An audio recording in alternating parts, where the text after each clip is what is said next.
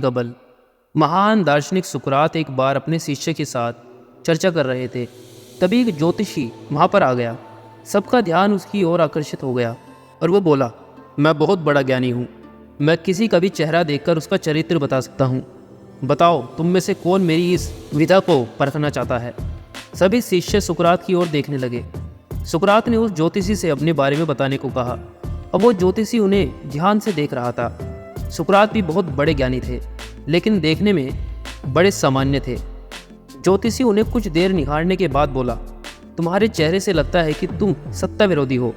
तुम्हारे अंदर विद्रोह करने की भावना प्रबल है। तुम्हारी आंखों के बीच बड़ी सिकुड़न बताती है कि तुम बहुत ज़्यादा क्रोधी हो। ज्योतिषी ने अभी इतना ही कहा था कि वहाँ बैठे शिष्य अपने गुरु के बारे में ऐसी बातें सुनकर गुस्से में आ गए और उस ज्योतिषी को तुरंत वहाँ से चले जाने को कहा। लेकिन सुकरात ने उन्हें शांत करते हुए ज्योतिषी को अपनी बात पूरी करने को कहा। ज्योतिषी बोला, तुम्हारा बेडौल सिर और माथे से पता चलता है कि तुम एक लालची हो और तुम्हारी थोड़ी की बनावट से लगता है कि तुम सनकी भी हो। इतना सुनकर उनके शिष्य और भी ज़्यादा गुस्से में आ गए, लेकिन ये सुनकर सुकरात खुश हो रहे थे। उन्होंने अपने शिष्य को शांत किया और ज्योतिषी को पुरस्कार देकर विदा कर दिया।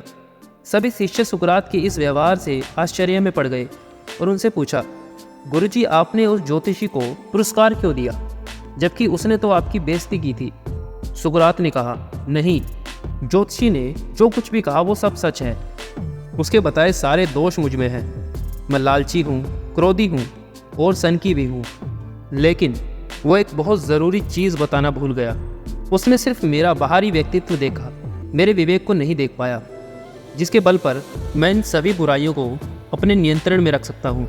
बस वो यही चूक गया। वो मेरे बुद्धि बल को नहीं समझ पाया।